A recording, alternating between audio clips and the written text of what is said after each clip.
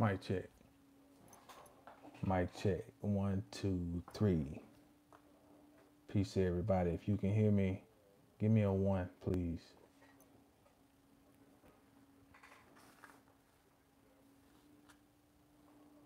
Bet. Appreciate it. What's happening? Psych 3. Okay. So, happy All Hallows Eve to everybody. Peace. Thank you, Bree. Happy All Hallows Eve. This is a impromptu get together. Like all of my lives are, they all impromptu.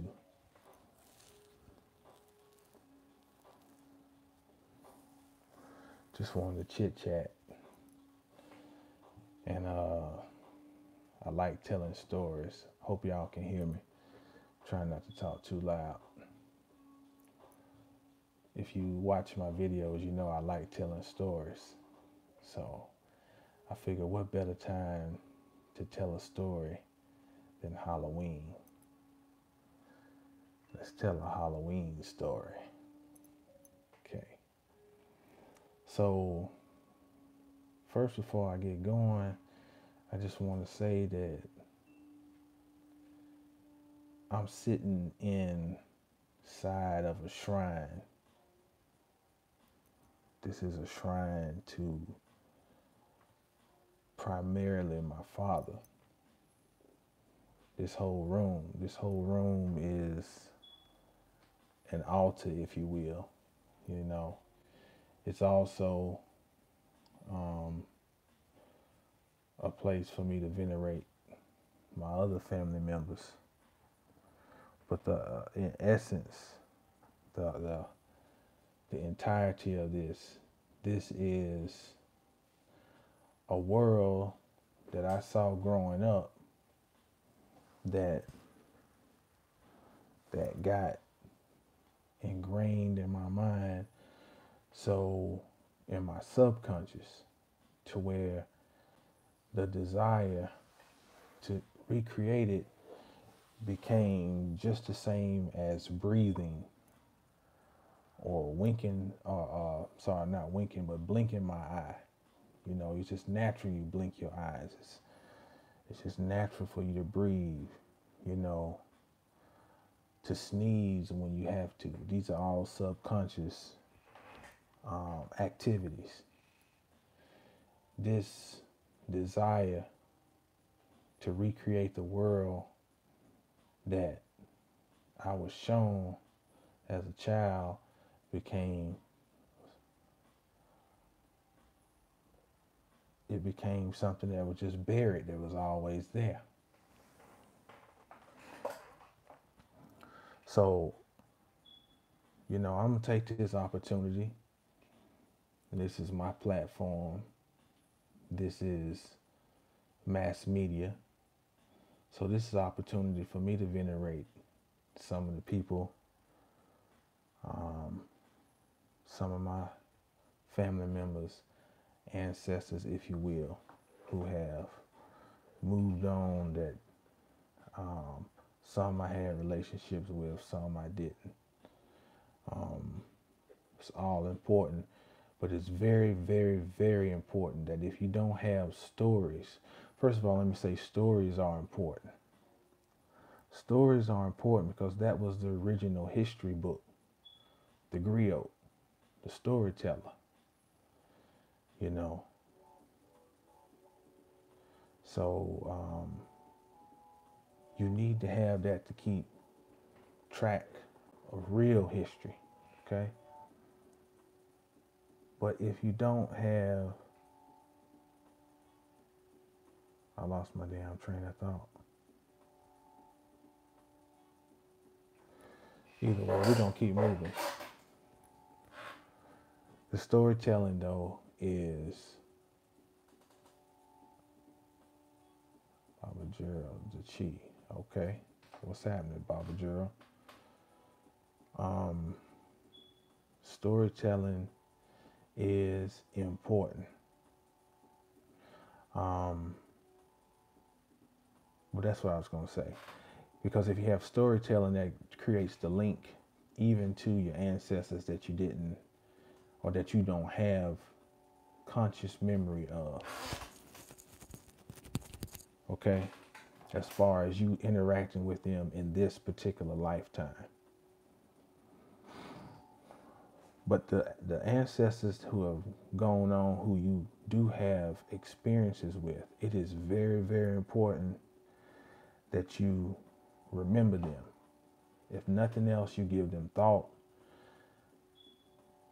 But even still, to go beyond giving thought and to talk about them, to joke about, oh, you remember when Aunt Helen did this, Aunt Helen said that, you remember when Uncle John, you know, because, you know, they lived through our altars, they lived through our coordinated rituals, but they also just lived through our memories.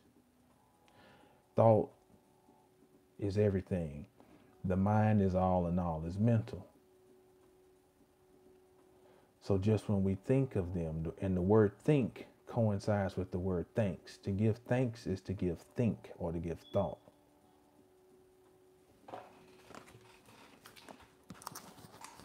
I always talk about this book. You need to understand language, the origins of English words.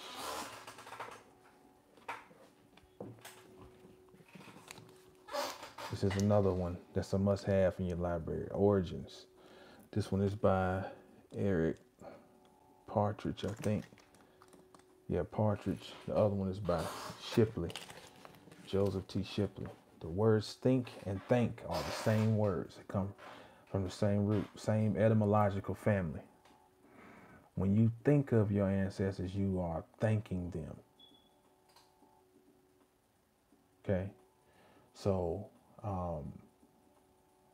I invite you to join in with me. I'm just going to call on some names, and you, wherever you're at, even if you see this video 10 months from now, you know, you can still take this as a moment to venerate them. We're going to, that's some of that Dunlap right there. We're going to have to run that back. I don't even know if y'all can hear that. But Henry Robinson, John Robinson, Mary Robinson, Leela Grant, Gary Robinson,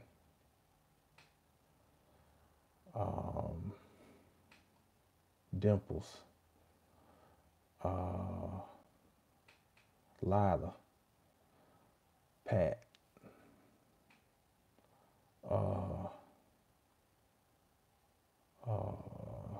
Florrie, Miles, Peggy, Hattie, Labib, Helen,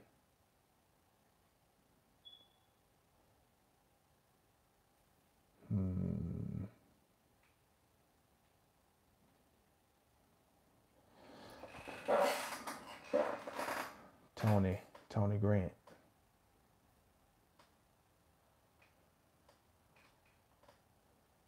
and to any other ancestors that I didn't call. Charge it to my head and not my heart, but Ashe for all of them. You know, Halloween, normally when it's discussed, is from the standpoint of, you know, we know it's All Hallows Eve, and it coincides with the so-called pagan Sabbats. But one thing about looking at words is, even when you dealing with etymology of words, you have to take it from an elemental standpoint. When you talk about elemental, you're talking about what is its more minute, smaller existence. So just take the word Halloween and you take an elementary approach, and you see it's basically two words in there. Hallow or halo or hollow, and then the word ween. Those are two separate words. So even these books here, you know, it's always important to know how to use your tools. It's one thing to have tools, it's another thing to learn how to use them. So, you know, I don't buy up all of these books as something to show off, and I don't buy them under the expectation that I'm gonna read all these. Over 1,000 books. There ain't no way. Even if you sit every day, all day, you still could. I mean, and then the thing is, are you gonna even comprehend and understand what you read out of all them books cover to cover? Nope, you're not. So what's behind me is a library. And when you go in a library, you don't expect to be able to read every book, every volume, and even the worst library, you ain't gonna go in there and think you're gonna read every book, unless you're planning on living till you're 500. You know, so the purpose of building your library is to have references, because that's why it's called a quest. Quest is the root of the word question. So you always got questions. You build your library so that you can not always have to go out somewhere looking for just reference points to study. You just turn around and You have a question, and you might or you might not have something on it. You know, um, they this whole thing with the blackface thing.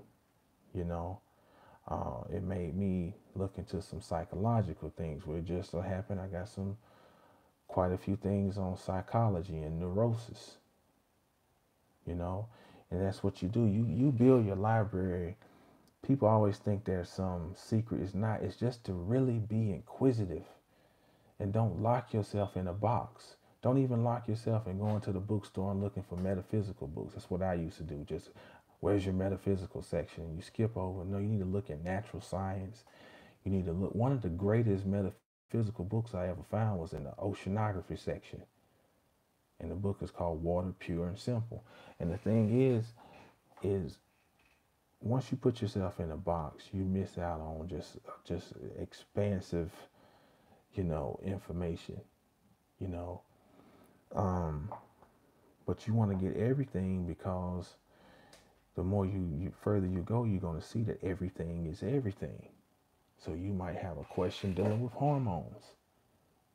And then through your metaphysical studies, when you go and read up some stuff on hormones, you're going to see a correlation like, oh, whoa, wait a minute, wait a minute. Now I'm really seeing how this whole Kabbalah thing works, where it's like a template, you know, stamped itself or, thought of itself, then created an image to look at itself, You see this thing because you see this whole as above, so below, as within, so without by studying something that's outside of what you think you're into. You can't really become a good 400-meter sprinter unless you train. Damn, my batteries. Unless you train, running the 800 or even running the 1600. You don't train just doing what you do. You train going beyond it. Um, Hold on, let me plug up this phone before it go die on me.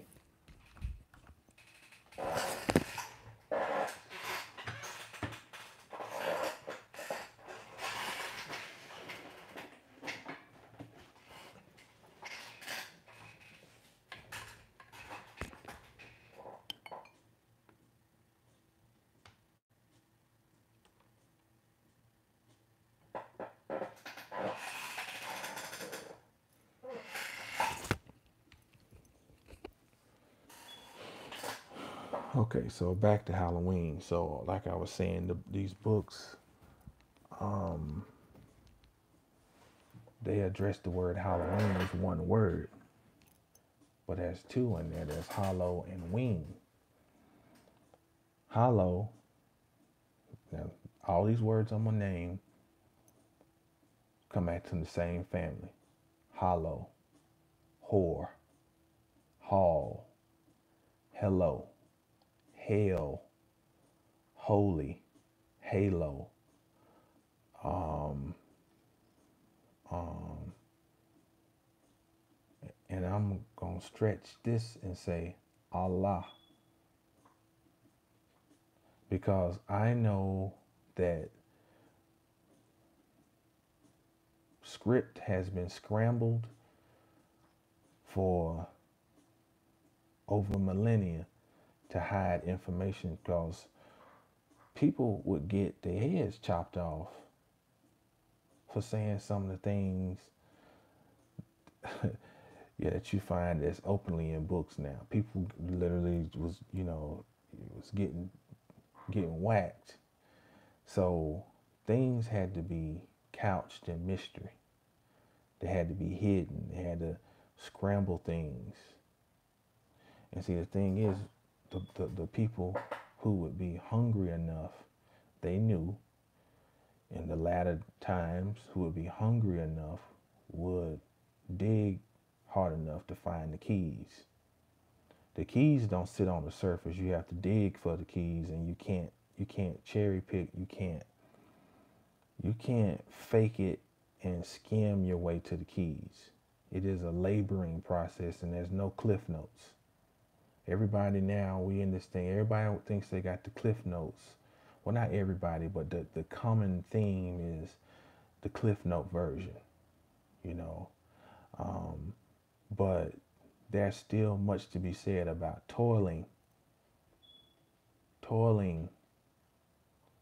towards greater understanding. And an aspect of Kabbalah or Kabbalah that is often not discussed is the idea that the divine is imperfect. And when you really think critically and just open up your spirit to it, it makes sense. Because look, it's common sense. It's just what you can call spiritual common sense. It's impossible to be everything and not be imperfect. Everything has to embody all aspects. So even perfection has to embody imperfection. Perfection even has to be the flaw.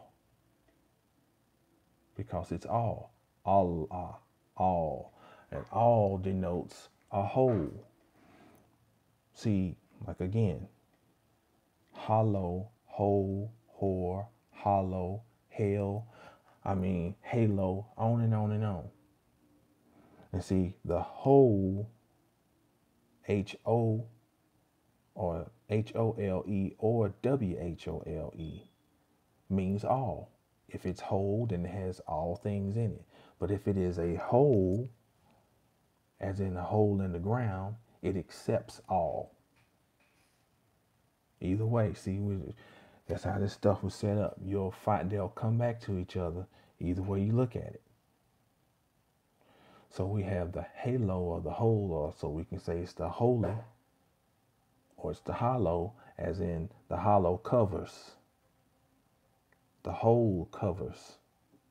Because when you go inside of the hole, you are concealed. And concealed, what is occult? But the suffix of the word is wean. Wean coincides with wane. When the moon is waning, it is giving up energy, releasing. When the moon is waxing, it is being impregnated and it is swelling up to the crescendo. Okay?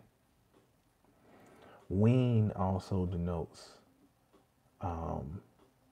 being taken away from something with an expectation or hopes.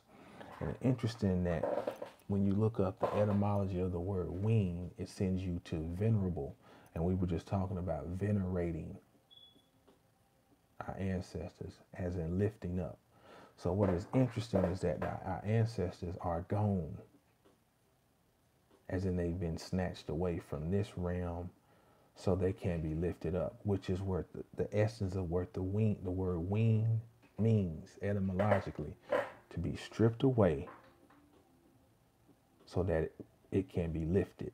And lifted coincides with an expectation. Expectation coincides with the word hope. So Halloween is a holy celebration of the separation with an expectation. That's Halloween. Celebration of separation with expectation. Hold on, I gotta write that down. That was some good shit. On my damn pen. Shit. Well, I go back and look at the video myself. Celebration of separation with an expectation. Now, Halloween the 31st is considered to be for the layman, is considered to be the mid-fall festival, meaning we are taught that fall begins on September 22nd or whatever. The reality is that fall begins on August 1st. Is the first day of fall. Okay. September, or the equinox, is the the mid-fall festival. Because if something is in the middle, what do you have? Equality, equinox, equal. The day is equally as equal daylight and equal night or darkness. Okay? So that's how you can just use common sense to figure this stuff out. So that means October 31st is the end of fall and it is the winter. So October 31st is the start of the fourth season. Now in Kabbalah, the fourth world is the world to come. Okay? The ancients said that, and this had to be shrouded, that the divine actually made mistakes, flaws, and was not satisfied with the first three worlds. Okay? So that the fourth world would be the world to come. Okay? Now,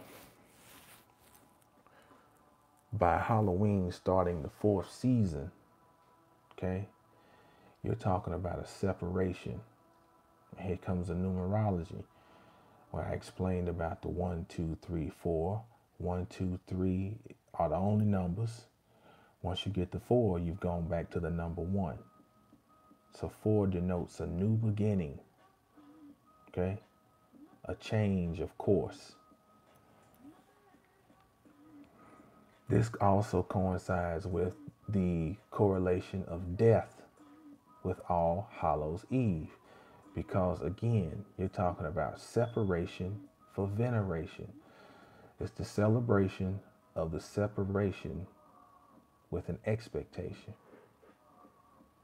So it's a separation. When my father transitioned, I thought it was going to be quicker, but I kept telling my sister, I said, you know, Daddy's going to put in some work, you know, and we're going to get hooked up. And I had the whole idea that, you know, I turned 40.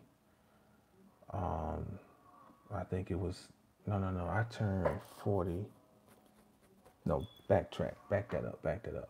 First of all, I thought just after my father passed, you know, I was expecting like miraculous things to just immediately, like, you know, gold bullion to fall out the sky and all types of, you know, when you're in the midst of things not being well, you know, you can go to the other end of the spectrum and be extreme out of the desire to, you know, be released from your pain at the time. You don't want to hear nobody telling you, you know, like, hey, you got about good 4 more years, you know, for things to kind of start to kind of look up for you. Man, you don't want to hear that. That's why it's not always great to know the future. Everybody wants to be a forecaster of the future. And that's, everything has its place. But I want to know the end.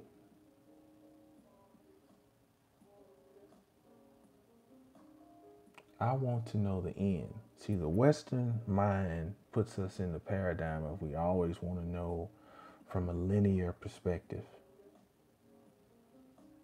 You know, but not to condemn that, but let's stretch ourselves a little bit and say, I want to know the end. Blessed is he who knows the end. Because if he knows the end, he knows the beginning. That's Kabbalah. And that's found in the Gnostic Book of Thomas. That's Kabbalah. He who knows the end knows the beginning. If you can find where a 3 is in your life, you know you're wrapping something up. And you're about to go into a new phase. A whole new world. And if you can find a 3, you know, find a 6, find a 9, you same thing, same frequency. 6 is just a 3, a 9 is just a 3. So that you know that, you know, the next number that comes out is 4. 4 is nothing but a 1. Because 1 plus 2 plus 3 plus 4 equals 10. 1 plus 0 equals 1. 4 is just the name of the place, but it doesn't denote the value. The value is 1 because it is new beginning. So my father transitioned, you know, I was expecting like, man, but see, it was still based on the number 4. It was 4 years after he transitioned.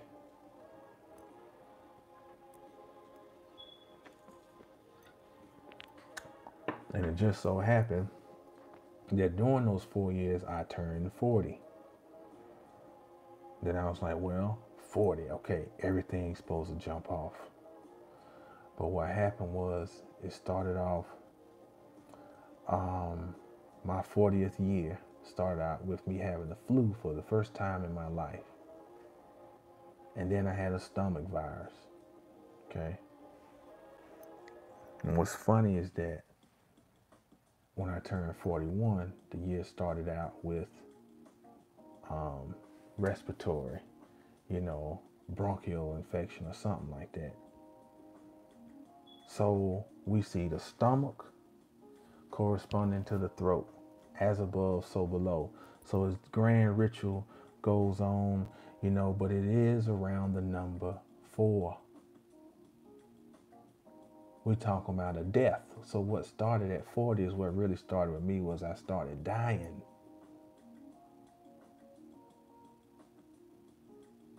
Started dying at 40. You know, because that is where the new birth comes about. There has to be death before resurrection. So part of what we're celebrating is the expectation of a new birth on Halloween. We only celebrate death through an understanding of, you know, it being a transition, truly a transition. And this is not just to sound cliche, but it's like, man, I really, really, you know, I really, really feel the presence, you know, just even when you call their names and then when you reflect on, you know, my Aunt Helen was a seamstress, you know. So you think about mending things together, sewing, putting things together, you know. My daddy was a very organized man, military man, so you think about putting things in order, you know. My brother Gary had the swag, and he had the, you know, the vigor. He was the ultimate man, you know. He gonna have his tools. He gonna, you know, things around the house for the most part. He gonna take care of them. He ain't gonna, you know, be calling people to change a light bulb and shit, you know. So, you know, you call on these names and these energies literally, you know, no, this is real stuff. So Halloween also is right on, coming up on 40. Congratulations. Beautiful. It's a privilege to be able to enter into the realm of your 40s. I mean, and I'm not just saying this because I'm in my 40s trying to make things sound better and I'm wishing I was 20. I do not in the slightest bit wish to be 20 something again, not even 30 something, not the slightest bit. I'm happy to be in my 40s. I have high expectations, you know, from the separation, you know, that it took to get here. you know? So, um, Halloween is also referencing the gateway, as in Doth, on the tree of life. Now, Doth is said to be the path to the abyss. And what's interesting is, I often talk about shit. Literally, the Qalipoth, in some regards, is referred to as shit. Literally, as shit. Okay? So, here's just something to chew on.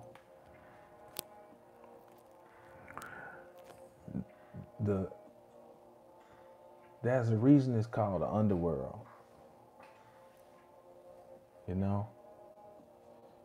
Because you're literally talking about the underworld, as in like your toilet.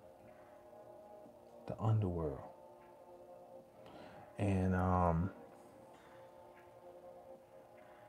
the thing about feces is that we do understand that it has its place. Especially this time of year. Halloween also represents the last harvest, and I'm gonna come back to the feces. The last time you can harvest and then, put out new seed for it to sprout in the spring. Well, part of the equation to make that happen is you need fertilizer. You need shit. So, Doth on the tree of life is called knowledge. Okay? Knowledge gives passage of shit to the abyss, to the shithole. This is the equivalent of your anus, because the root of the anus is on. Okay?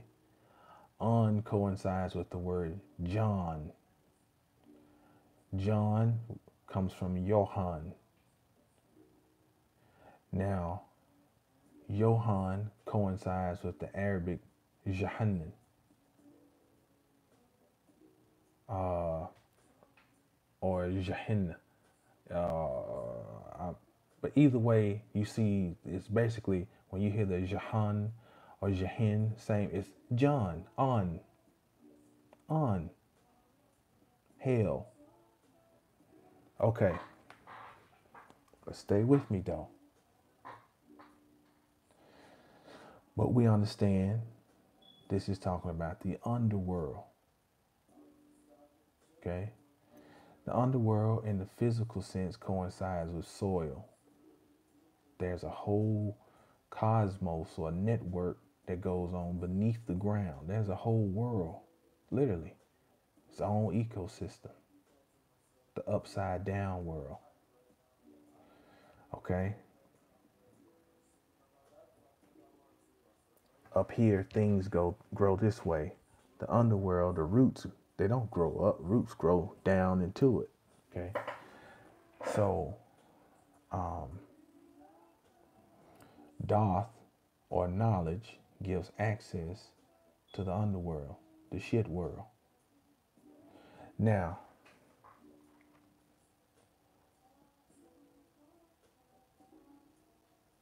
when you're working with fertilizer, you understand that it has great potential and great value. The fertilizer, or the shit, is the knowledge.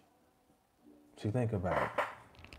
By the time you eat your food that comes in up here, when you see in the Bible, when anybody's going to the mountain, in the Quran, when Muhammad goes to the cave, it's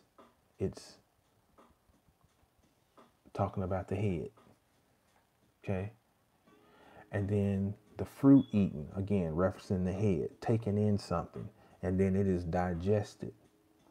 The digestion breaks it up. When the Baphomet says solve, and coagula on the left side.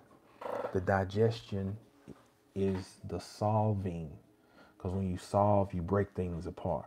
You digest and you break things apart. You break it apart so that you can know it.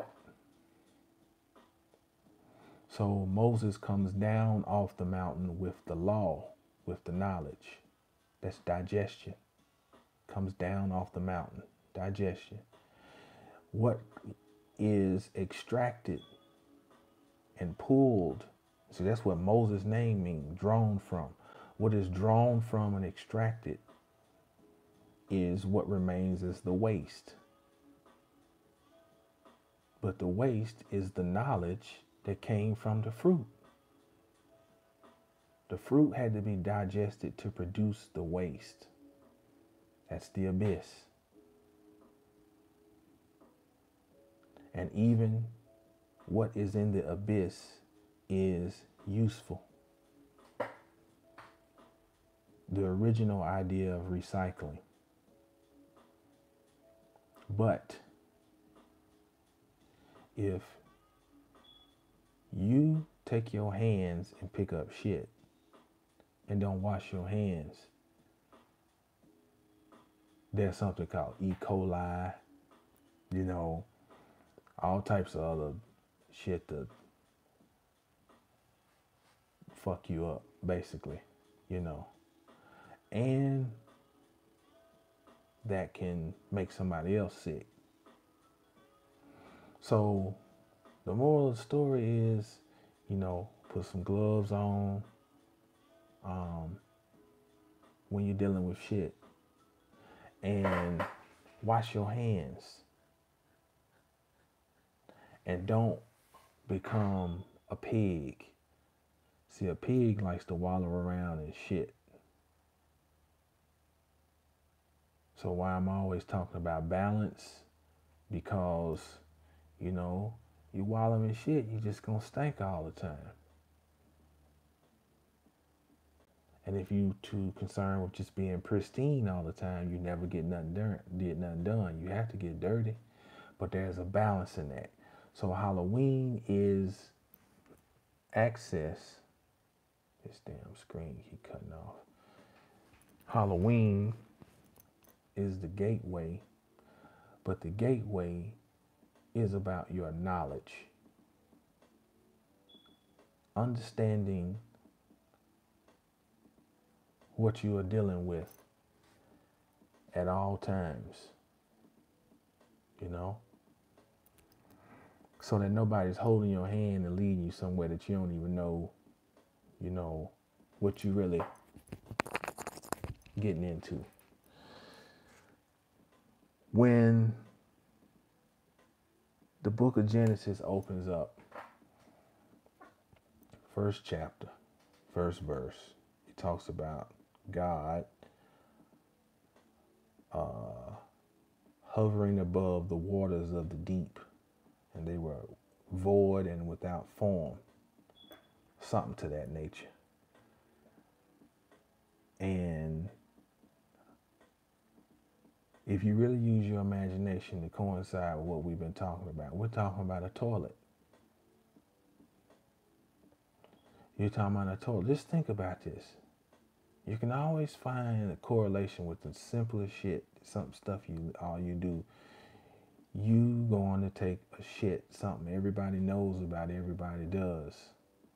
You're hovering over the waters of the deep. And when you drop that turd, oh man, I try to think of some more better way to say the shit, but it's fucking a turd. You drop that in there, that is equivalent of let there be light. See, the light is buried under the ground through the gestation phase. Separation with expectation. So the expectation is, I expect light to come out of this feces. So that's why I planted I seeded into the ground with the expectation that it will help to produce vegetation. That is part of what we are celebrating this evening. It's actually very beautiful, you know. Um, I've thought about this. I said, I was born in the winter. I was born in a snowstorm, but I'm always just looking forward to summer when summer get here, because want to get out there and get some sun, and um, it communicates well with the skin, you know. But when I look over my life, I've flourished the most when it was cold. I have flourished the most in my life when it was cold. So that feces going into the ground in Genesis. And keep in mind, going back to etymology,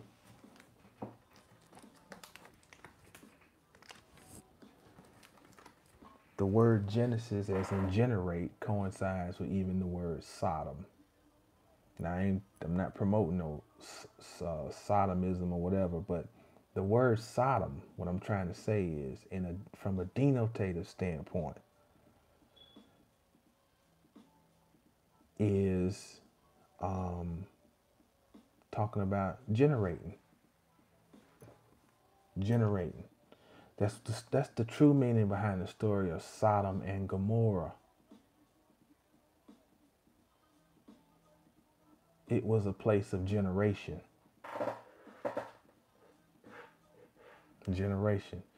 So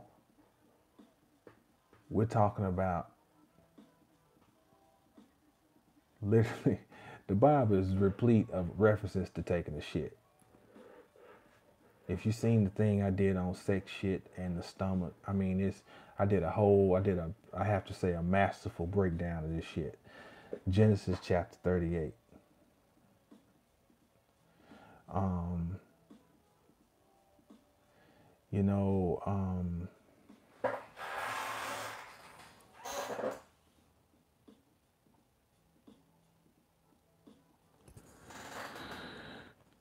What was I about? Where was I going? Let me see. Vegetation, generation, release of light. Yep. Fourth season. Oh yeah. And then about the fourth season. Another reason I say that Halloween is the fourth season is that from a quote unquote pagan standpoint, Christmas is the midwinter festival or the winter solstice.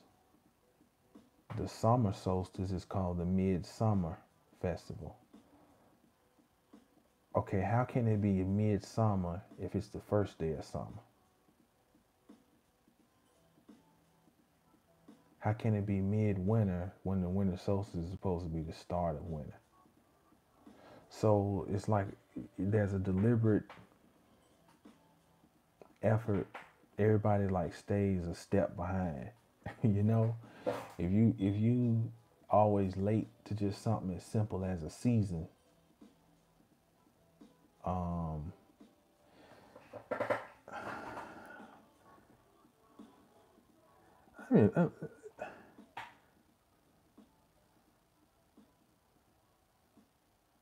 okay.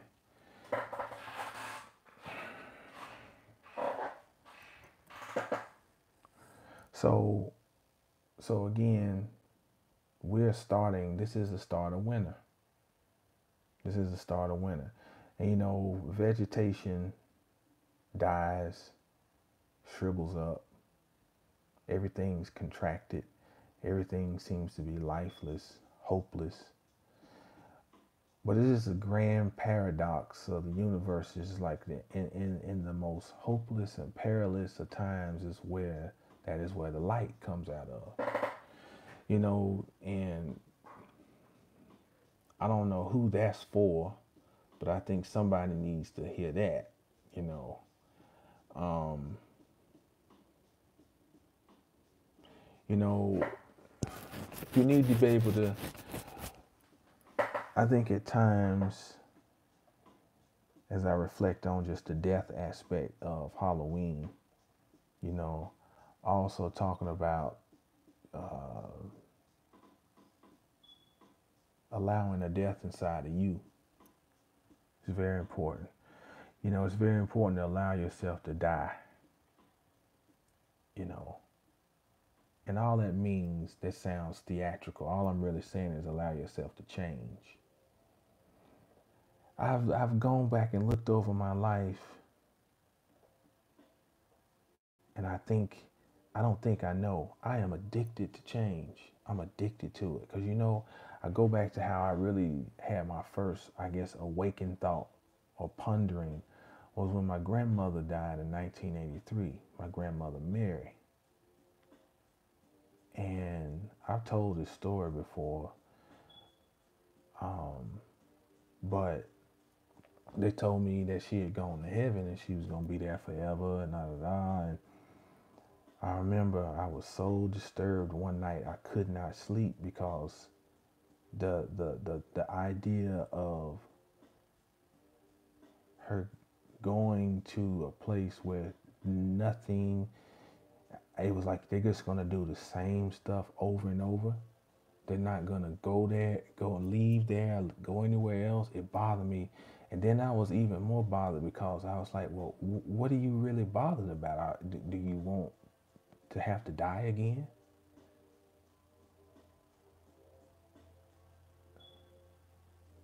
You know? Do so I'm like, but then I'm like answering myself, but no, but I'm bothered by it not being no change. You mean ain't nothing gonna change? And that just, I remember it like it was yesterday, you know? Um, and I have started over so many times in my life. So many times, man. Um, so many times I've started over. And always end up getting back on my feet, you know? Um, I drive around with a vehicle that's wrapped. It's got all this stuff about personal training. And what's so amazing is that when I was really dependent on that, you know, hoping that somebody would call about some training, this and that, you know, it's just this energy thing is real. So it created such resistance, you know, that it just didn't happen. And also it was, you know, you got to know when your season has ended for something, change. So now that I don't try to do it,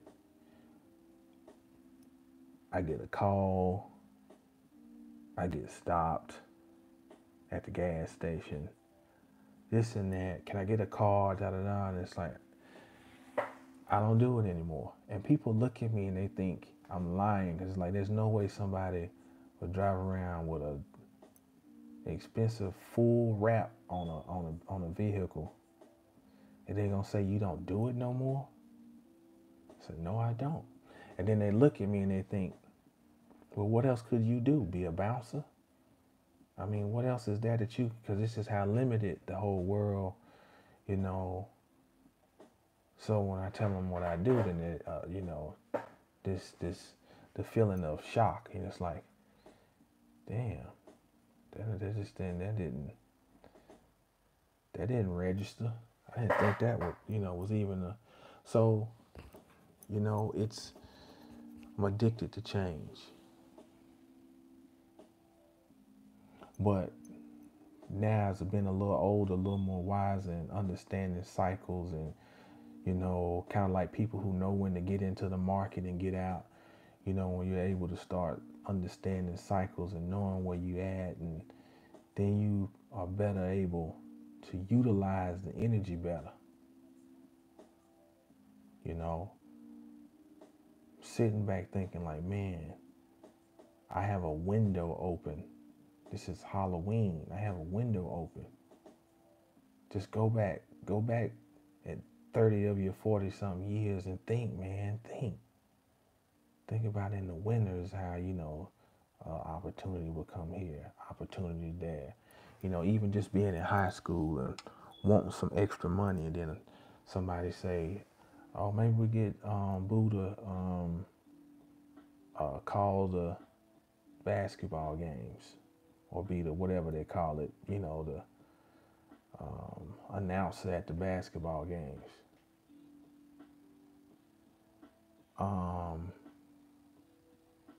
Just money, just little things in the winter, just little things that will come. And I go back and just think about it,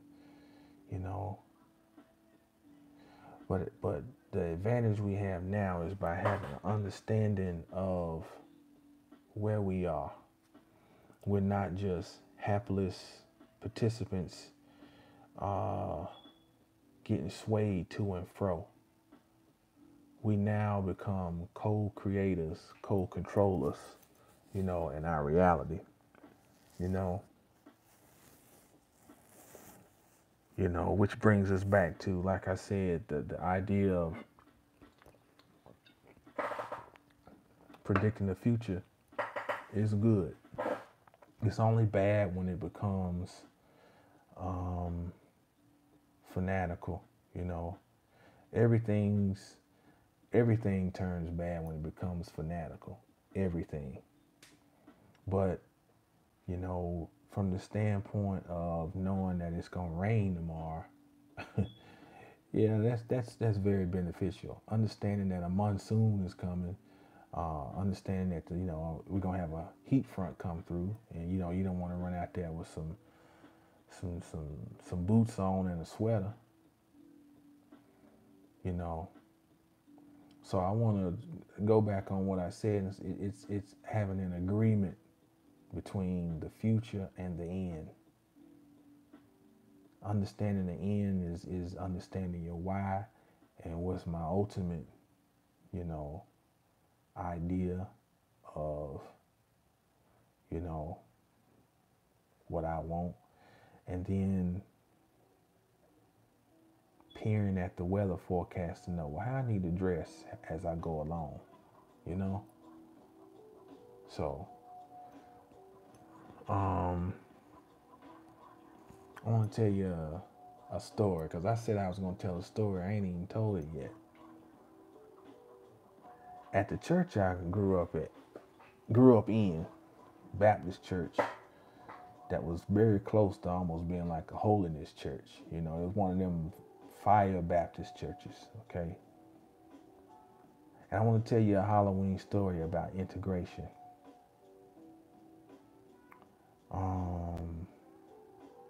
I'm not going to say his name, but the very influential person at this church, who was the choir director, he ran and he runs the church still to this day. You always got the church hierarchy. Well, what's interesting is that I remember one year we had the whole Halloween thing in the church, and he actually did a haunted house. He had a little office behind the choir stand, was his office. He turned that shit into a haunted house. And when I tell you, that's the most gruesome motherfucking Halloween shit I ever experienced in my life, was at the church. He had like strobe lights flashing. He had blood over. Since the thing about him, he's very creative. he's good at decorating. He and his wife are good at decorating the things. They come up with these elaborate presentations for like stage plays and all this. So he used his creative mind to come up with all this stuff, and I mean, this shit looked like some shit out of some fucking the In the Mouth of Madness, some shit like that. It was some horrible shit. And I remember he was dressed up like Santa Claus. Man, he tapped into something that motherfucking night. And we talk about shadow work. I know he didn't consciously do it, and it didn't turn into, I'm sure, no real productive shadow work. But as far as bringing his shadow up, and that motherfucker was present in the room, it was some amazing shit. His niece was in there when we went, because we went from like the choir stand down into his office. He had a door, two doors to go in, one from the hallway and one from the choir stand. So you would go in from the choir stand and come down the steps. And the shit, the noise, and had howling and all type. Even his niece was down on the floor. She was so scared. I remember her down on the floor holding on to my ankles, screaming. That's how terrified she was. But I go back and look at it. I didn't think about it till the day. I was like, he's dressed as Santa Claus. This was one of the most amazing rituals I ever seen. One, he pulled out his doppelganger, okay? And he allowed it to express itself. All of the goriness that it wanted, he allowed it to express itself. Now, you know the whole concept of Santa, Satan, but as in bringing down colostrum, Santa Claus coming down, bringing gifts, Moses brings the law down, all of that. But he pulled out this dichotomy, this dual self, and it made me think about what Carl Jung in a lot of his books talks about. When this personality is pulled out, it can't be annihilated, it must be integrated. Okay? So when I think about this elaborate, horrific, I'm not doing it as justice. It's just the way it was set up, but it was inside of a so-called church, man. This was like a satanic ritual, in a connotative sense of what people think Satanism. This was at the church. Just think about the hypocrisy, but either way, just think if someone were conscious of that, and the goal is to integrate, as the Sufis call the Tawhid, the integration of God and Satan,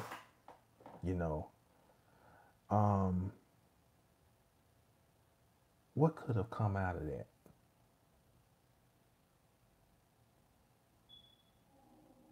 If that was a true desire to see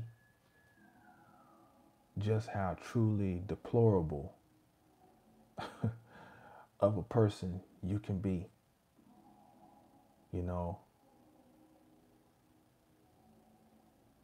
but then to see it, but then pull it back in. When you look at the movie Dark Crystal, at the end, that's what happens. The antagonists merge with each other,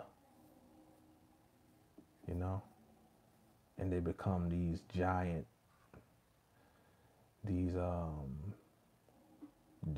figures.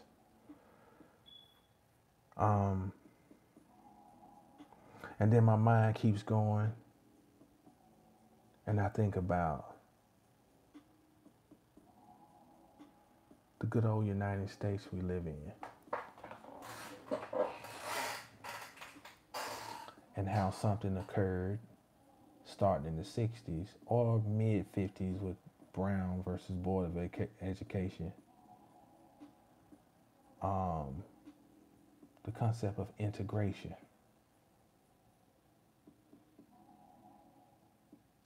We stay busy. And I know I'm swinging here. I'm going left. With the concept of integration. Oh, it's 111. Oh yeah, you're on the East Coast. The concept of integration. You go back now, you think about how this country, as we know it now, starts off. It starts off as a penal colony. Okay? So it starts off as a place to disperse shit.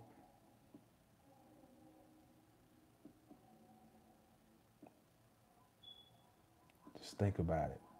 This is the abyss. It started out as the abyss. Relative to going from 18th century United States forward. Not talking about in its original, but what we know now.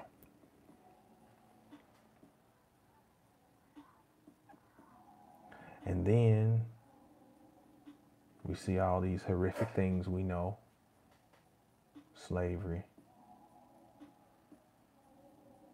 Reconstruction, Jim Crow, and then the so-called urban environment, and all of the ills that it brought along with it,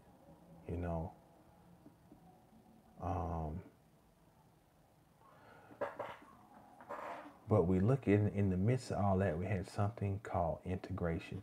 And see, the thing is to create this dichotomy where a people can look like the most deplorable, most decrepit pieces of shit you can think of. That's the science. And then look at it. That's why you have all this data. Oh, we got to look at the data. But there's always the end goal of integration. This ties into the whole thing of blackface. Isn't it interesting that all this stuff comes out right before Halloween? Remember, it's the holy day of separation with expectation. Separating because you're expecting to become whole again and produce light. So you put on the black face. And you had this whole thing with Megyn Kelly and she's insensitive and blah, blah, blah, and blah, blah, blah. It's bullshit, and it's like, oh, blackface. Is blackface bad? And da.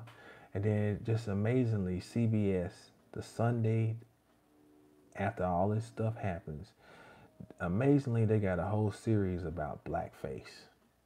And they said, oh, this was already pre-recorded before just to throw that out there for the dummies. So obviously this is a ritual and it is integration ritual. Let me merge with what I perceive as my devil. Let me put on this black face. Let me confront my greatest fear. I confront my fear by becoming it.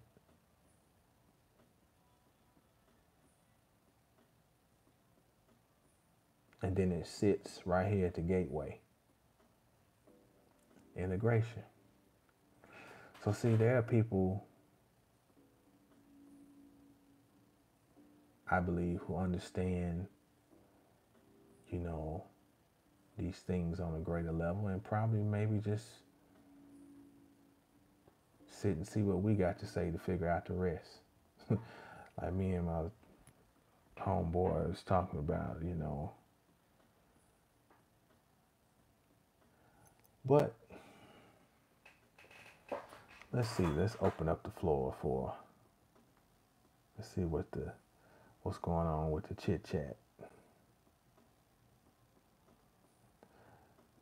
Life is just a crack in the darkness, the highest vibration of the body's senses. You ever pull the cold energy in the bones and hold it?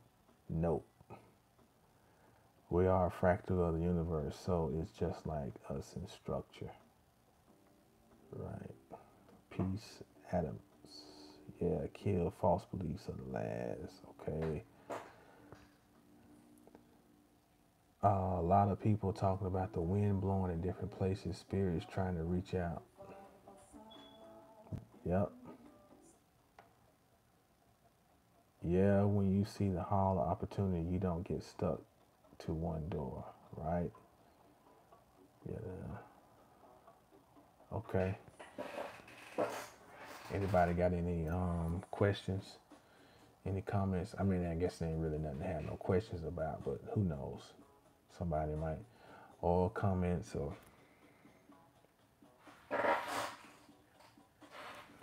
I just think it's beautiful times in spite of all of the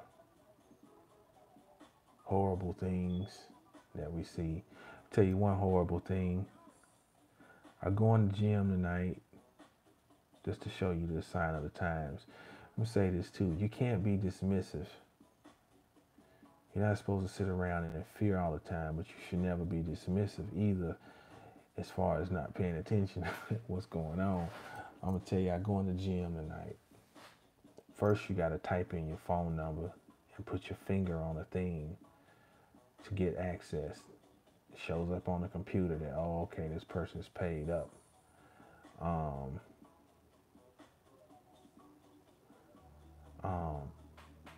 Then I go over to get a bottle of water. Now I'm going up to pay for the water, and the dude says, I need to get your phone number. I said, what you need my phone number for? Oh, it's just so to have it in the system, you know, just so you don't have to worry about anything. I was like, well, what would I need to worry about? You know? I said, man, this is tracking. Oh, no, it's I said, no, man, I know what they told you. I said, what I'm going to need a receipt on some water for? This is tracking. You know, you done got my number. I put in my number when I walk in. Then I tap in my number again when, you know, to order. So now it's somebody, you know, which I know we always track, but it's just the principle. Then somebody can say, well, he has a tendency when he goes in the gym to buy water. So it's like all this data is being compiled on everybody. Data. You know, and I know this is just the world that we're in now. This way it's going. It don't hurt every now and then to kick and scream a little bit. I said, man, are you thinking? You believe that when they tell you, like, motherfucker, use your brain. And it really wasn't about, you know, I know the whole thing is, I know we're moving to, man, unless you blind, deaf, and dumb, you see where things are going. You know? I even tell my wife, like, man, sometimes we gotta just, I know it's convenient, you know, but just not order some shit offline. If I can find it somewhere where I can go in the store to get it, because, man, this Amazon shit is off the chain. You could go on Amazon and order you a wife from Thailand, and they had that motherfucker to you by Friday. How? That means that they got warehouses, resources, you know, that is, you know, that it's unbelievable. You know? So every now and then you gotta kick your feet a little bit, hell. throw some dirt. But let's see somebody. The wind in Memphis has been intense all day long, and it's been raining on and off. Yeah, it's been raining down here too. Floods.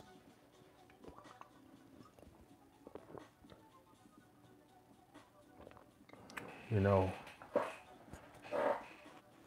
yeah, I'm making a list of how you react to programming. Do you think they can see or self-blind or social blind? I don't know what you mean.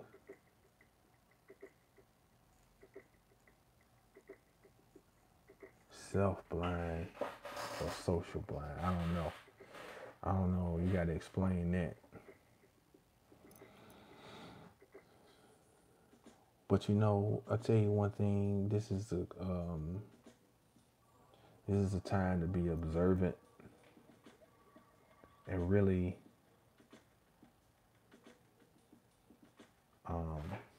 use a spirit of discernment, critical thinking, be observant, you know, just everything. Um, the common people you think they see as we do now, hell no. Man, hell no. Motherfucker just go right over and do what's asked of them, you know. Every now and then they might rumble about this and that, but man, everything is pieced together so it's so well organized and thought out. Even the economy is not the economy is really about controlling time. When you set the living standard at a certain rate, and then pay is gonna have a certain rate. That's why these people form. All your grocery stores got a cartel. Everybody's got a cartel. Just like the cartel is gonna regulate drug prices, they're gonna regulate these prices and so forth, and they're working along with industry to regulate what you get paid, so that people's time can always be colonized. And if you don't have the creativity to step outside the box and do you something beyond the script, you're a slave. You are a slave because it's not set up for you to win. The only way to win is to have imagination. You got to have imagination. You got to think something outside of the norm. And that's from observing. You got to observe what's going on. Well, what do I not see? Oh, I don't see this, you know. And but that's the key, you know. This thing is set up to control your time. And if your time is constantly controlled, and there's no time to put into, you know, anything else. And then desire. You know, you have to want to know. Most people don't even want to know. They could care less. They just want to just, shit, man. Go on Facebook and post, check in. I'm checking in at Target, you know. Or if you want somebody to think you balling, so-and-so checking in at Ruth Chris.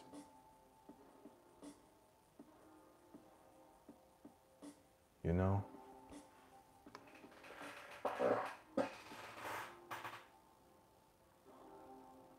Yes, see what not there, not just what is good stuff, right? I bear witness to what you are seeing, bro, because they use every device to turn off. Right. Yeah, it's, you know, everything, it's some amazing stuff, man. You know.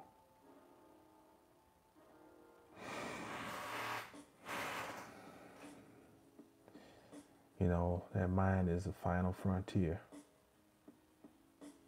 They had a guy on TV that got shot in the head on the highway just not far from here. Road rage thing, and it's just, it is that brain. That brain is contracting. It's contracting, and that the brain is meant to expand. It's an expansive muscle, you know. That brain it's supposed to pulse just like a heart. When that brain gets like this, those axons, those dendrites, those neurons, they start to dry up. They start to contract, you know. Brain is just like a bicep. Biceps, it grows, or muscles in general, they grow by stimulation. Shutting it down, man.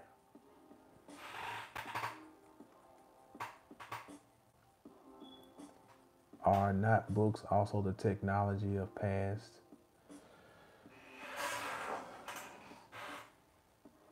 It depends on how you look at it, man. It's whatever you want it to be. They can be the technology of the past. They can be handicaps. They can be, it's what you create the world to come. However you want to package it, however, just what it is what you make it. For some people, a bunch of books. Let me tell you something, man. I see some.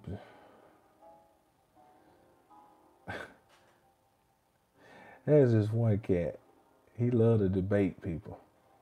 He'll sit in front of some books be behind him. But I've heard the dude try to read. He can't read. He got all them books back there, and I'm wondering, like 50 Cent said about Floyd Mayweather, like, motherfucker, read me one page out of a Harry Potter book. Damn. So it's what you make. It's some people, it's just some shit just to try to make people think they, it's not what it's what you make of them motherfuckers,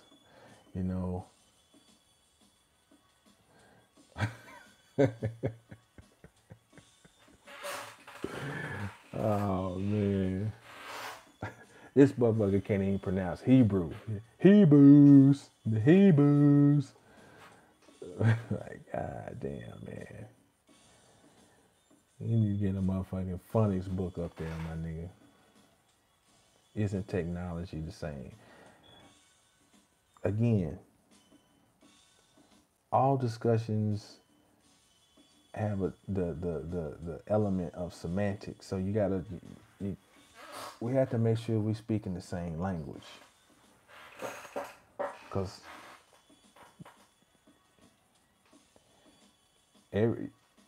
what you might be thinking of technology might not be what I'm thinking. So I'll tell you what I think, what real technology is. Technology is you. You're the tech.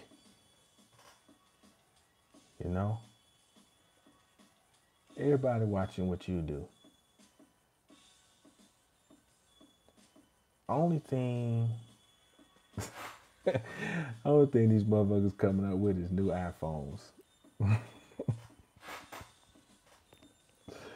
I mean, you're the technology. Let me tell you something. Let me tell you some crazy shit. This just for black. Let me tell you, just for black people, I'm gonna tell you something. This is something make you feel better. We always sitting around talking about how terrible situation we're in and this and that. You gotta remember something. You're the trendsetters. So if you're fucked up, you best believe that the world is soon to follow, because they follow everything you do. The gym I work out in, when have you ever seen today when Asian women were worried about having an ass. I'll wait. I'm 41. I'll wait. They be in there doing, these motherfuckers be doing so many butt exercises, glute raise, side glute raises, lunges, squats, Romanian deadlifts, all types of ass exercises. Man, everybody follows you. Everybody. Everybody. You're the motherfucking technology. Believe that shit. If I don't never tell you nothing, believe that. The most deplorable, despicable motherfuckers you can think of. And everybody look at you like, oh, look at these clowns. Look at these clowns. But you best believe you're the Pied Piper. Real shit. Real shit. Everybody following your lead. Waiting to see what you gonna do next. You tattoo your face up, motherfuckers coming out. Tats in their nostrils. You know? And it's speeding up now. It used to take, 100 years for, the world to want to catch up, and now things is faster. Information age,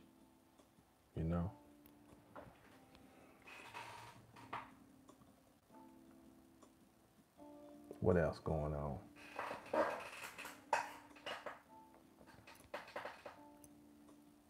$12:33 Texas time.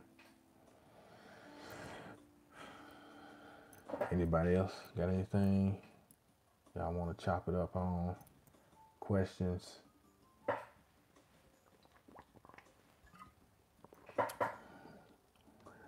Fitting for this evening. So we gave out candy tonight for the kids. And this my cat here, first of all, I discovered that there's a cat, black cat, who patrols the perimeter of our house. First sign. Then pulled out my cat statue. Gotta get her put up somewhere where it was sitting on the dining room table. And I noticed how everywhere I would be in the house, I could see it. I was like, oh, this is the protection energy. So I said, okay, I want to see what's going to pay attention to the costumes,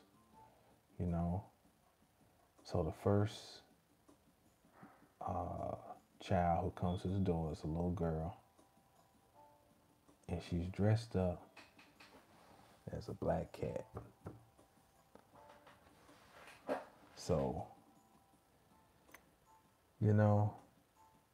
those are payoffs for me.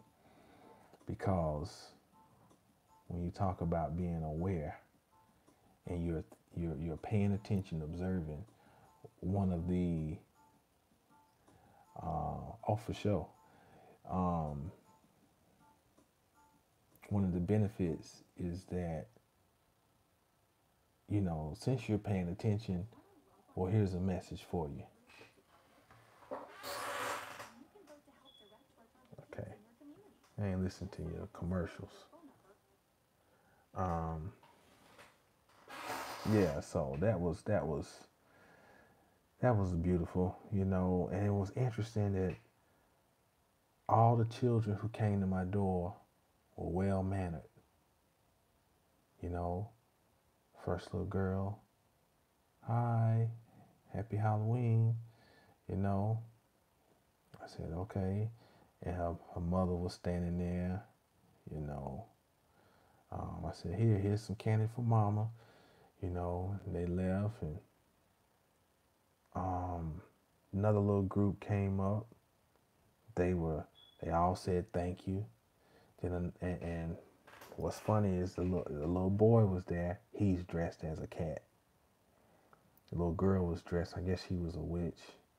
And then the last group, all of them had masks on, but all of them again were, oh, thank you. Have a nice evening. I was like, man. So I took that as I like to pay a lot of attention to children, you know, because they're like excellent vessels for true, unfettered, or unfiltered energy to come through, you know, whether you're going to like it or not. So, you know, just there are rewards we get. They're not always big in the sense of the world we live in, but they are very big, you know.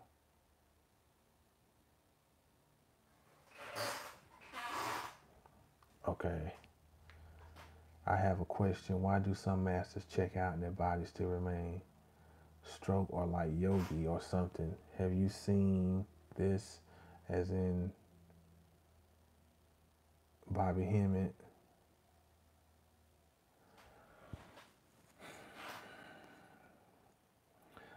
I'm not I'm not uh even qualified to even guess. You know, there's so many factors we don't know about, you know, in people's private lives. And I mean, sometimes it may not be a huge, um, well, it always is something greater, something bigger. You know, everything has a purpose, everybody has their season. But, you know, sometimes it's just, um, sometimes it's just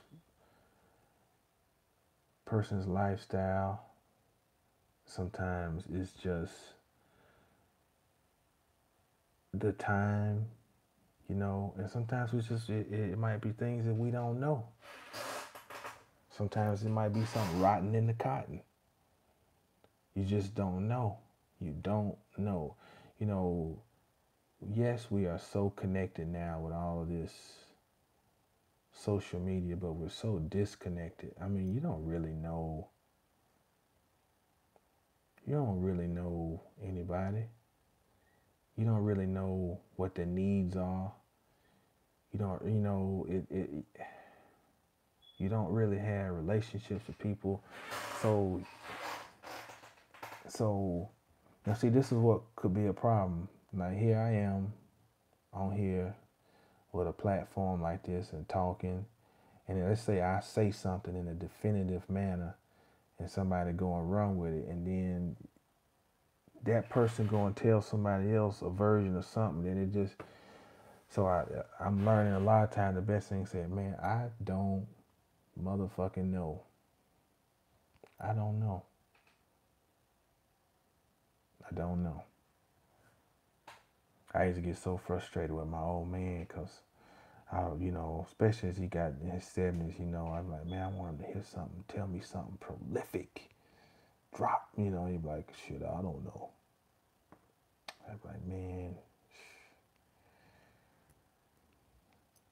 let me tell you something, Jack. You know, I don't know. You know, I know that Bobby Hemmett has had a major impact on my life. You know, major, major. You know, so much so that, you know, in the opening to my book, I had to acknowledge him. You know, um,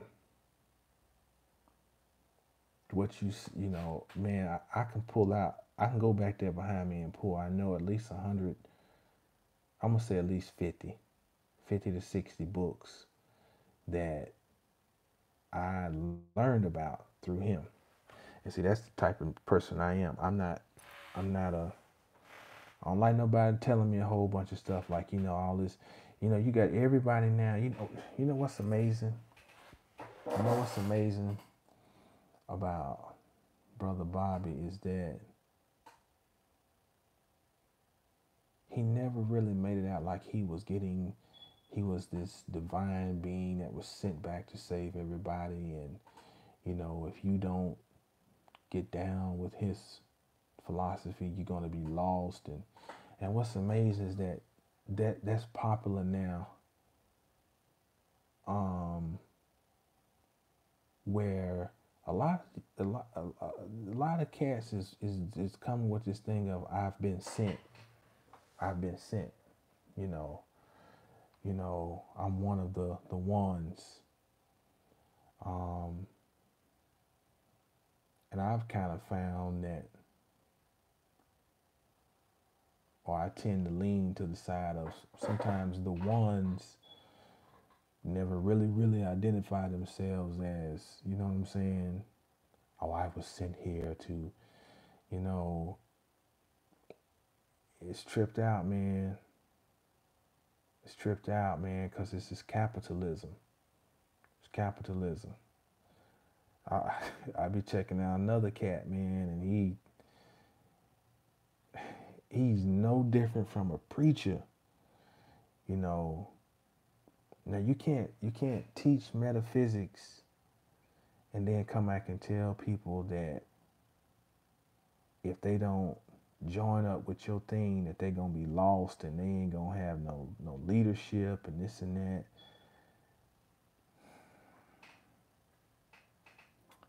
So it's hypocritical, man. It goes against the whole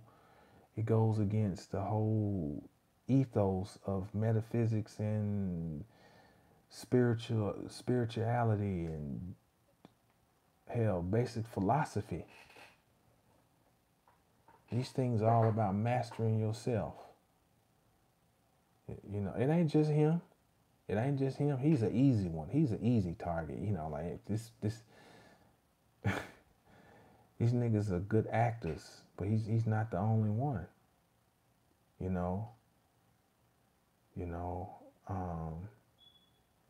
Look, the best thing I have to offer,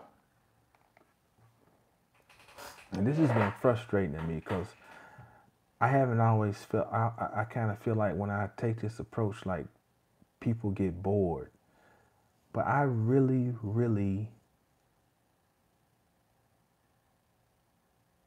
this coming back to Bobby Hemmitt. See, this is what the difference between him and a lot of other people is that he more so taught you how to think like a metaphysician or an occultist than he did trying to tell you how much he knew. There's a difference.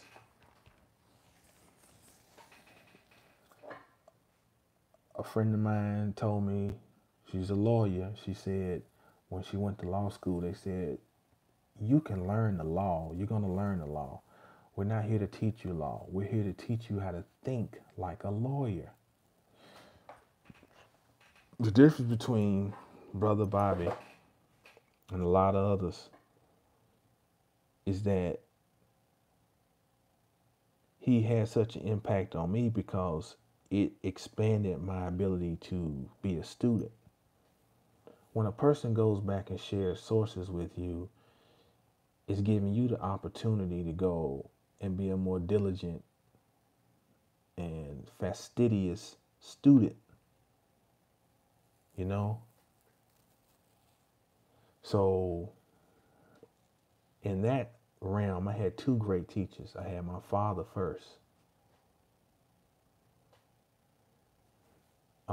And then, like my father was heavily influenced by Gordon Parks because my old man was also a photographer. So, and he was also heavily influenced by C. Eric Lincoln, who was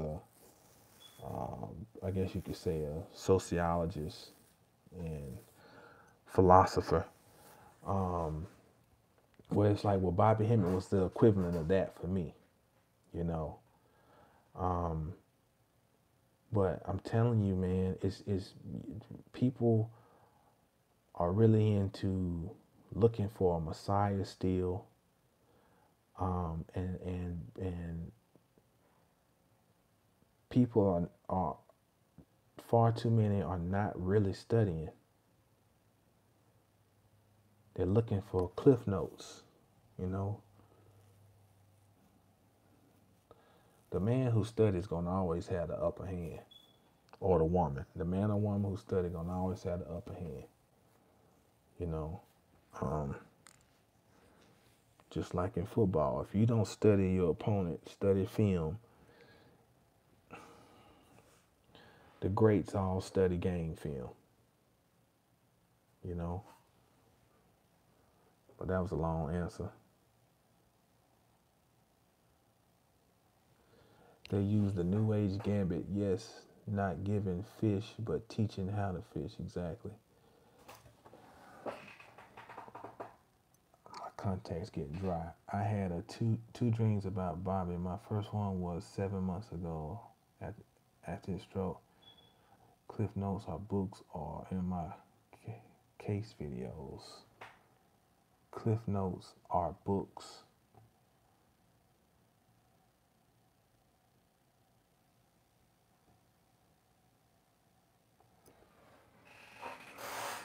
Yeah. Again, come down to how you use stuff. You know. But I don't know. I don't know. I don't know what happened with Brother Bobby. I don't know. I often wonder. You know. But I can understand why he wouldn't want to talk.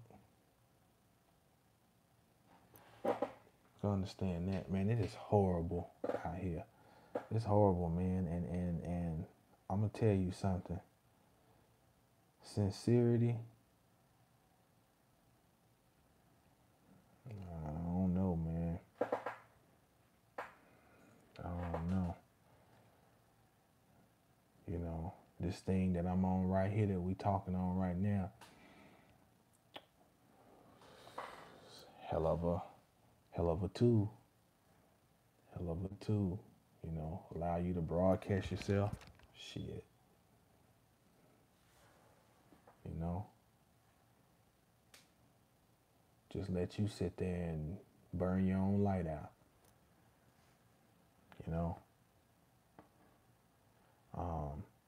And you know,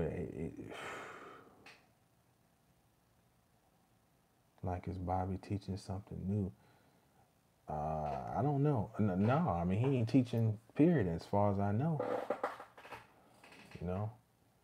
I don't know if that's a rhetorical question.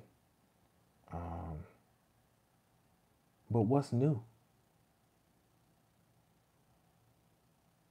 You know, gotta ask yourself that. What's new? Ain't nothing new. There ain't nothing new. Only thing we're doing is giving perspectives on the same shit. Everything that is already is and already been. You know, what he introduced was already there, but we wasn't talking about it. And I'll go as far as to say that just like Pascal Beverly Randolph is never really mentioned as the father of Western metaphysics. You hear about Blavatsky and Rudolf Steiner and Crowley and all this, but you don't hear about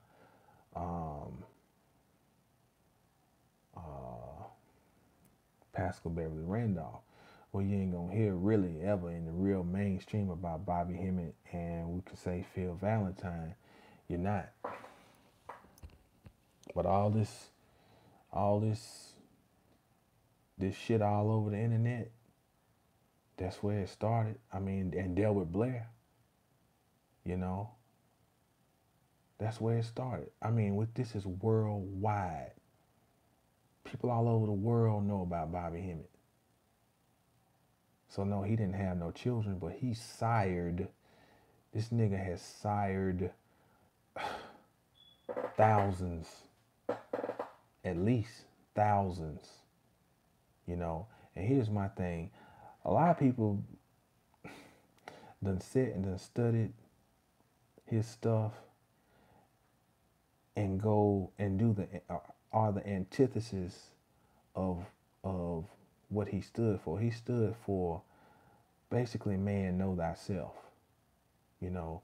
So hey, it ain't no secret. It ain't like I just pulled this shit out of. No, let me show you. I was studying this book. I studied out of it, and it's funny, you know. Everybody's a divine being now, and everybody's no, you know, nobody even considers a book. You know, oh, I don't need that. And I'm not saying everybody as a blanket. I'm just saying a prevailing theme I see. You know, you still got your old school people. You know, your old school people, for the most part, you know, they're gonna tell you, no, you can't sit around just reading a book. You gotta have some practical, but they still gonna reference books. They still reference books, the old schoolers. But you know, everybody's mad at Slim Thug because Slim Thug talked about them young boys in Houston. No, fuck that shit. Motherfuckers is weird. You know, because you know it's a lot of weird shit I see. You know, motherfuckers got all these nicknames and all this shit, and uh, you know, it's the same shit I saw in church. It's the same fucking shit. I always wonder, well, how does this motherfucker, you know, oh, he gets all these messages. Oh, but I can't. And then they talk down to people. You know, it's crazy, man. And it's prevalent with this microwave era, man, where it's crazy, man. You know. So I know my lane. You know. I guess I'm officially kind of from the old school. So I stay in the lane with that crew, you know. But because you know everybody that sit around and watch Bobby Hemmett by this point. Yeah, everybody, and these you know the old schoolers will reference Brother Bobby or bring his name up at least from time to time. You know, some of these cats, these straight up repeating his stuff and everything, and you know, you never don't mention him and don't mention their source on nothing, you know, and what they become is new religious leaders, you know, when they had their groups that cheer them on and tell them, yeah, we know that. We know to read does not mean to comprehend. I know you're not telling me that. Like you just saying in general, right? You said to read is not to.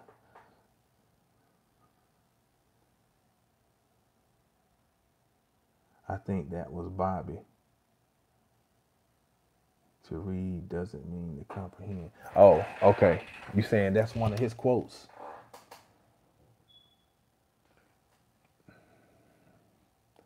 So,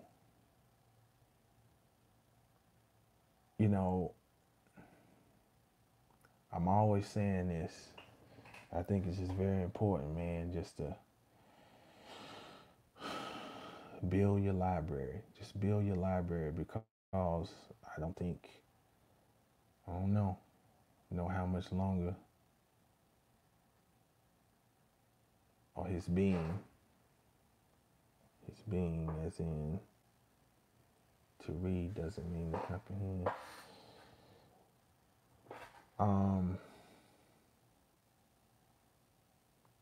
Build your library. Don't worry about if you ain't read the books.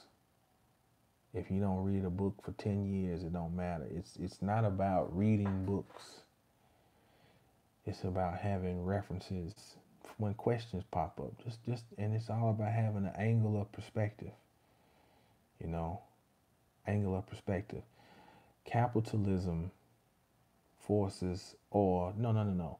We allow ourselves to get forced into these boxes of it's got to be this, it's got to be that, because we don't really trust the fact, for many of us, that our sincerity is enough. You know, we don't trust that many times, so we fight against each other trying to get our peace and build up our whatever. You know what I'm saying?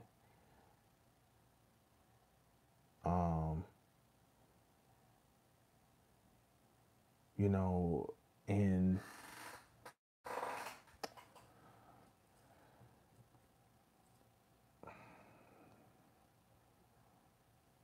I go back and I look over things. That's right. One book for one paragraph. That's right. That's right. It's worth it. You go back and look over things, and I think about my life, and I've always had to work hard for everything, you know, and I know that doesn't sound very masterful, you know, or magical, but that's I've had to work, you know. I think about in sports, I had to work to get quicker, I had to work to get stronger, I had to work to build up better endurance. You know,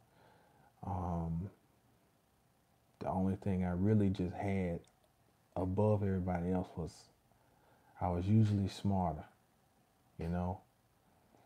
So there's an advantage to that. When you're accustomed to always having to work, it's an advantage when you want to access things that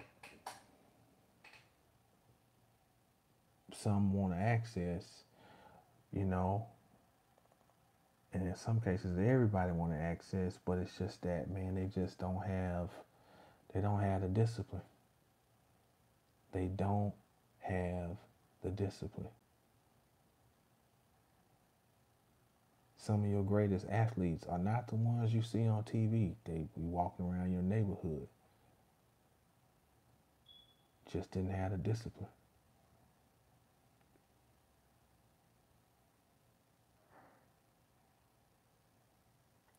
All of us got a lot of work to do, man.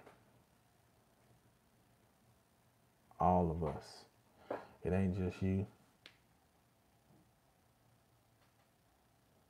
We all that's the point.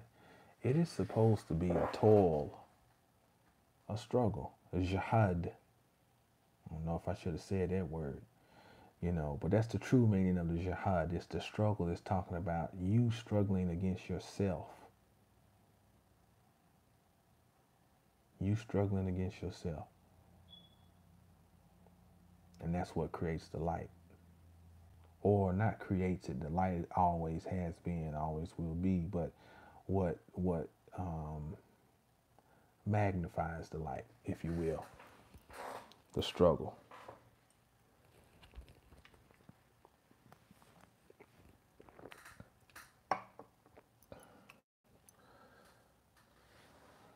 Got any other questions?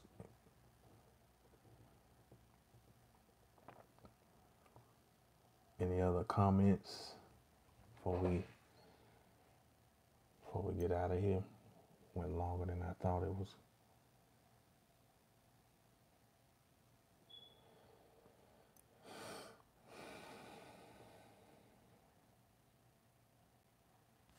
Well, if there's nothing else, then we'll wrap this thing up and we'll say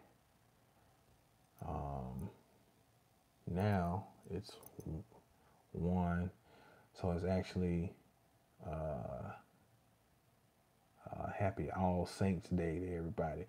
All Saints Day was created to hide the fact that Christianity, organized Western Christianity was based on ancient systems, which would be later called pagan.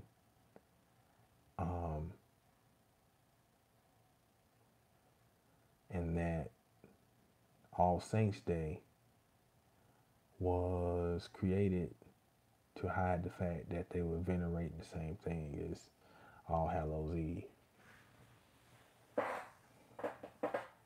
So, and the second is called All Souls Day, I think. So this period right here is a great time just to really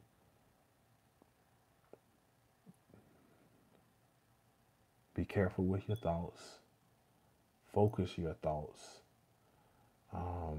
use your imagination,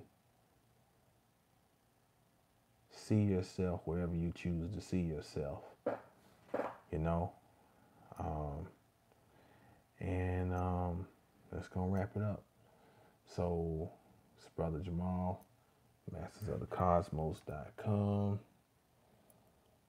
Appreciate y'all tuning in, and as always, reminding you to stay down until you get up, and when you get up, stay down. Peace.